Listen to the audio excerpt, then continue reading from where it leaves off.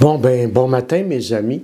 Comme je vous l'écrivais, pas comme je vous le lisais, mais comme je l'écrivais, pour faire suite à notre dernière petite capsule sur les fixations affectives, ce matin, on va commencer tranquillement, pas vite, à essayer de voir ce que sont les narcissiques et les pervers narcissiques.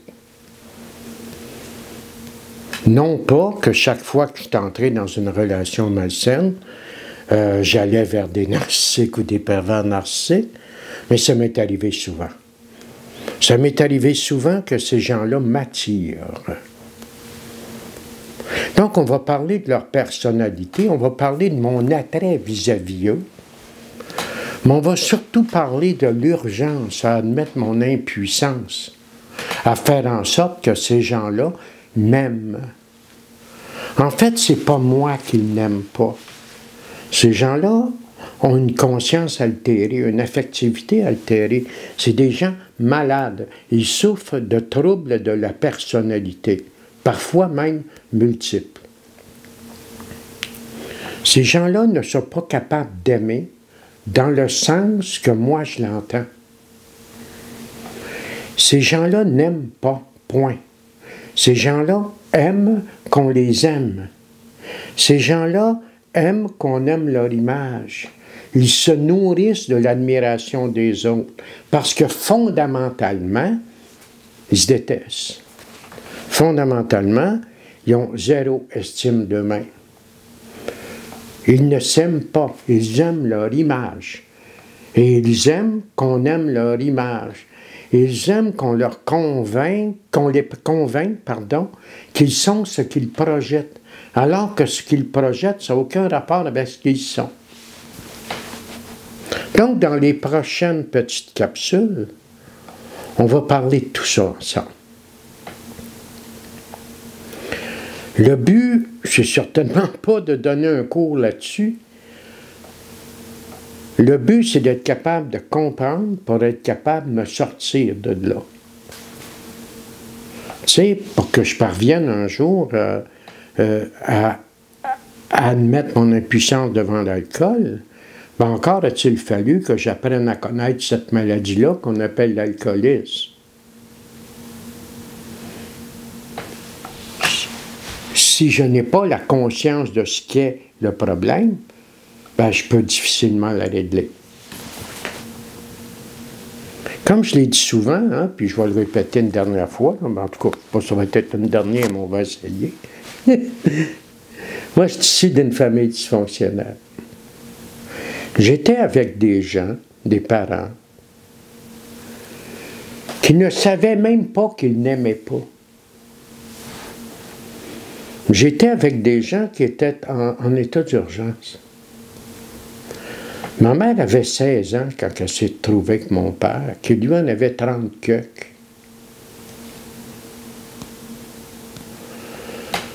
C'était 2 personnes en survie, 2 personnes malades. C'est sûr que quand je suis arrivé au mouvement, j'ai fouillé dans tout ça, je les ai haïs profondément. Mais avec le temps, j'ai appris à me détacher de ça, puis comprendre que dans le fond, c'est pas parce qu'ils voulaient pas, c'est qu'ils pouvaient pas. Exactement comme, c'est pas que je voulais pas boire raisonnablement, c'est que je peux pas. C'est la même chose. Donc, moi, mon affectivité, elle s'est bâtie, ma quête à l'amour, un peu comme Don Quichotte qui courait après les moulins avant. Moi, ma quête à l'amour est à partir du fait que je ne me sentais pas aimé, et avec raison, de personnes qui ne pouvaient pas aimer. Et ça, je ne le savais pas. Moi, j'étais très convaincu que si seulement je devenais la personne qu'ils veulent que je sois, si seulement j'étais quelqu'un d'autre, si seulement j'agissais autrement, si seulement je leur montrais assez comment je souffrais, retiens-la celle-là, on va y revenir tout à l'heure, qui finirait probablement par m'aimer. D'où l'idée, dans le cas de Paul, de fixation affective sur des gens qui ne peuvent pas m'aimer. Tu sais, je t'ai déjà dit dans la dernière capsule sur les fixations affectives que Paul, il confond ce qu'il ressent. Avec maman, avec papa, je souffrais. Je souffrais de leur manque d'amour. Moi, dans ma tête, l'amour, c'est égal souffrir. Si l'autre ne te manque pas, si tu ne souffres pas, c'est parce que tu ne l'aimes pas. Tu sais, un peu comme Jacques Brel dans sa toune, « Laisse-moi être l'ombre de ton chien, l'ombre de son ombre. » Tu comprends? Laisse-moi être rien, mais ne me quitte pas. C'est comme ça que j'ai grandi, moi, tu sais, comment j'ai passé de soir dans mon petit lit tout seul, à pleurer en silence, à m'imaginer que j'étais sur le bord de mourir, et que là, ma mère, elle s'apercevait qu'elle ne m'avait pas aimé, puis elle s'en venait en vitesse pour me demander pardon, mais moi, je n'y donnais pas la chance, je mourais avant qu'elle me demande pardon, tu sais. On appelle ça être malade d'amour, tu comprends? Être profondément malade d'amour. Donc, quand il se présente quelqu'un dans ma vie qui a une personnalité semblable ou pareille à celle qu'avait ma mère ou mon père, tant pas aussi longtemps que je n'aurais pas soigné ces blessures-là, moi, je suis attiré comme un aimant par ces gens-là. Ces gens-là, moi, ils viennent chercher en moi quelque chose qui fait que j'accroche. Très souvent, je le savais, je me ferais mal. Je restais là quand même. Ce que je ne savais pas, comme j'ai souvent dit en conférence, une chose que Freud a touchée, a dite, qui est tellement vraie, nous ne nous appartenons pas. Tant pas aussi longtemps qu'il s'agit du technique, du rationnel, c'est ma logique qui dirige. Je suis un gars intelligent. Mais quand il s'agit d'affectivité, c'est mes émotions blessées, puis c'est mon inconscient qui dirige ma vie, qui va m'amener à des choses que mentalement, je sais très bien que je ne devrais pas être là, je suis encore là. Donc, moi, je vais être attiré vers des gens qui ne veulent pas m'aimer pour réparer mes blessures d'enfance. Je cherche à réparer mes blessures d'enfance au travers des personnes interposées bien plus tard dans ma vie. C'est ça que je fais. Mais je ne m'en rends pas compte, je ne sais pas, là. Facile pour moi un matin de dire ça. Ben, j'ai fouillé là-dedans sacrément, là, puis j'ai pratiqué ma profession des années. Mais tant que j'étais là-dedans, je ne savais pas.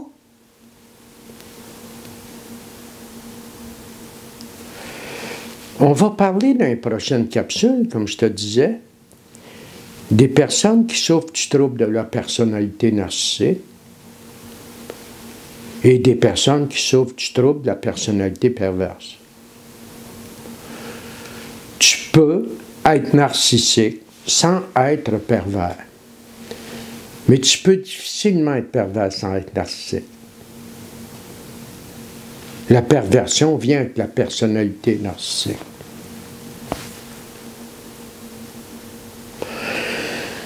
Donc, moi, j'étais avec des gens perturbés. Une mère qui souffrait d'un narcissisme d'inversion. Ma mère, son image, c'était l'image de la victime. C'était pas l'image de la bonne, de la belle, là, de la pute. Puis Non. Ma mère, son image, c'était la victime. Ma mère adorait avoir cette image de victime parce que ça lui permettait de manipuler puis d'aller chercher tout ce qu'elle voulait en entour. Pauvre petite Madame Régimbal, une vraie petite sainte. Donc, moi, dans ma vie, même si ça m'a fait chier, je l'ai vu en quatrième, il a fallu que j'admette que j'avais copié certains traits caractéristiques de ma maman. Et oui. Moi, dans ma vie, j'aimais ça que tu me maganes. Parce que si tu me maganes, c'est moi la victime. Et si c'est moi la victime, tu vas finir par te sentir coupable. Puis si tu finis par te sentir coupable, tu vas me demander pardon, puis tu vas faire tout ce que je veux. Et si jamais ça arrivait que tu me demandes pardon, m'a crissé mon camp, comme quand j'étais petit gars, puis que je rêvais que je mourrais avant que mon mère me demande pardon. Pas le fun, ouais, ça m'a fallu, je le vois, si je voulais que ça change, tu comprends? J'ai passé des années à boire pour rien voir, à me geler pour rien voir. J'ai rien vu aussi. Donc, si tu m'aimes pas, tu vas finir par le voir que tu n'es pas correct et tu vas finir par m'aimer. Je suis conscient que tu ne peux pas m'aimer, je suis bien trop laid, je suis bien trop ci, je suis bien trop ça, mais tu vas m'aimer par culpabilité. Ce qui fait que j'ai resté des années dans des relations de mongol où j'avais pas d'affaires là, à faire profiter de moi dans le tapis alors que je le savais. Je suis pas un cave, moi, là. Je le savais que tu profitais de moi, puis je restais là. Ça me légitimait à faire pitié, câlisse.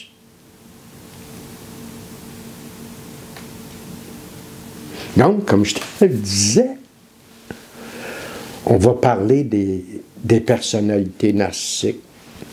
Qui ils sont, comment ça marche, comment ils sont incurables. Parce que c'est incurable. Ils peuvent traiter certains symptômes, là, mais la maladie comme telle, c'est incurable. Ces gens-là sont sans conscience, sans affect, tel que toi puis moi, on l'entend, avoir une conscience et de l'affect. Ces gens-là jouent avec les autres. C'est comme si tu es la petite auto téléguidée, puis eux autres, ils ont la télécommande. Ils t'amènent dans les états qu'ils veulent, quand ils veulent, comme ils veulent. On va tout parler de ça dans les prochaines capsules. Mais avant d'aller là, pour moi, il y a quelque chose qui est important. Puis je vais te le dire un matin. Si tu n'es pas prêt à voir au fond de toi, si tu n'es pas prêt à faire des prises de conscience, bien, je vais te recommander de ne pas écouter les prochaines capsules, parce que ça va être brassant, ça va mettre de la lumière sur des affaires, tu comprends? En autant que tu es concerné, là. C'est bien sûr que si tu écoutes ça juste de même pour le fun, il n'y a pas de problème, ça me surprendrait. Donc, je vais te recommander de ne pas écouter ça, si tu ne veux pas amener de changement dans ta vie. Parce que si tu es dans des relations malsaines, si tu es constamment avec des pervers, des narcissiques, puis que tu t'en vas écouter des capsules qui vont venir, tu ne pourras plus dormir en paix, là. C'est pas le fun. J'ai pas envie de te faire souffrir. Il y a un gars qui m'appelle suite à la dernière capsule sur les fixations affectives. Un monsieur, je ne connais pas. Non, il m'envoie un texto, c'est-à-dire, ou quelque chose de même, pour me dire « Ouais, mais là, je t'en veux un matin, tu m'as ouvert les yeux sur les affaires, qu'est-ce que je fais? » Tout de suite, en partant, il me demande à moi qu'est-ce qu'il fait. Tu ne trouves pas que tu devrais y penser toi-même à ce que tu fais? Parce que si tu me le demandes à moi, tu mets ta vie entre mes mains. Pense-y comme il faut, regarde-moi à faire ça. Tu sais? Regarde, les capsules, là, c'est pas une thérapie. Puis c'est pas là pour me faire une clientèle non plus. C'est là simplement parce que j'ai envie de vous transmettre toutes ces années d'expérience-là, le plus possible. Je suis plus capable de faire de conférences, je suis trop vieux. Ça me fatigue trop. Fait que je fais des capsules. C'est tout à fait gratuitement. S'il y en a dans votre gang qui veulent m'envoyer des contributions, faites-les, mais je ne le demande pas. Fait qu'on va parler des pervers, on va parler des narcissiques. Mais on va surtout parler de mon impuissance devant eux, de l'importance de sortir de là. C'est capital. Fait qu'à matin, on va vous laisser avec ça. Je n'entrerai pas dans le vif du sujet, même si on en a parlé un peu. Puis la prochaine capsule, on va parler des personnalités narcissiques. Après ça, des personnalités narcissiques à tendance perverse, puis des personnalités narcissiques pervers. On va parler de ça, puis on va parler de comment ça se fait que ça arrive dans ma vie, ça. Puis on va surtout parler de comment je fais pour plus que ça rentre dans ma vie, ça. Fait que je vous remercie beaucoup de votre écoute, je vous remercie beaucoup de votre temps, puis c'est ça. Je vous souhaite une belle fin de semaine, puis on se revoit la semaine prochaine. Au revoir.